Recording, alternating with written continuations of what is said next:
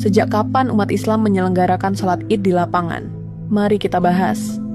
Muhammadiyah sejak didirikan oleh Kiai Ahmad Dahlan pada tahun 1912 banyak melakukan perubahan. Misalnya saja dalam hal peribadatan, Muhammadiyah pernah mengoreksi atau membenarkan arah kiblat dan menggunakan metode hisab atau ilmu astronomi untuk menentukan awal dan akhir bulan Ramadan. Kiai Ahmad Dahlan juga mulai menggagas agar salat Id yang biasa dilakukan di dalam masjid sebaiknya dipindah ke tanah lapang sebagaimana dicontohkan oleh Nabi Muhammad. Namun, hingga beliau wafat pada tahun 1923, ajakan tersebut belum bisa terlaksana karena beliau menghormati Ngarso Dalem Hamengkubuwono VII dengan tetap ikut salat Id di Masjid Keraton.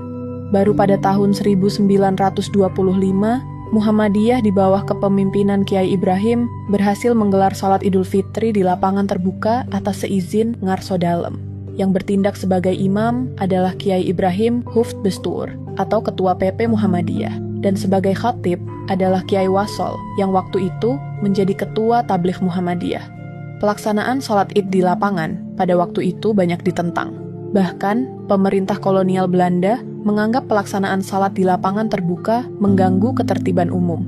Bagi Muhammadiyah, pelaksanaan salat Id di lapangan ini merujuk pada hasil keputusan Kongres Muhammadiyah ke-15 di Surabaya. Tentangan dari berbagai kalangan semakin menguatkan konsul dan cabang Muhammadiyah di seluruh Indonesia mulai rutin menggelar ibadah salat Id di tanah lapang pada tahun-tahun berikutnya. Kemudian dalam Kongres Muhammadiyah yang ke-23 di Yogyakarta pada tahun 1934, keinginan untuk mewujudkan salat Id di tanah lapang semakin kuat. St. Nurhayati dalam buku berjudul Muhammadiyah dalam Perspektif Sejarah, Organisasi, dan Sistem Nilai menjelaskan hasil keputusan Kongres ke-23 mendorong agar pengurus Muhammadiyah mengupayakan agar pemerintah kolonial bisa memberi kesempatan bagi umat Islam untuk melakukan salat Id di tanah lapang. Semakin ditekan, justru semakin besar keinginan untuk melaksanakan keyakinannya. Semenjak itu, salat Id di tanah lapang justru semakin marak dilakukan hingga saat ini di seluruh Nusantara. Sekarang sudah tahu kan? Jangan lupa share ke temenmu dan follow untuk dapat tote bag bagi yang beruntung.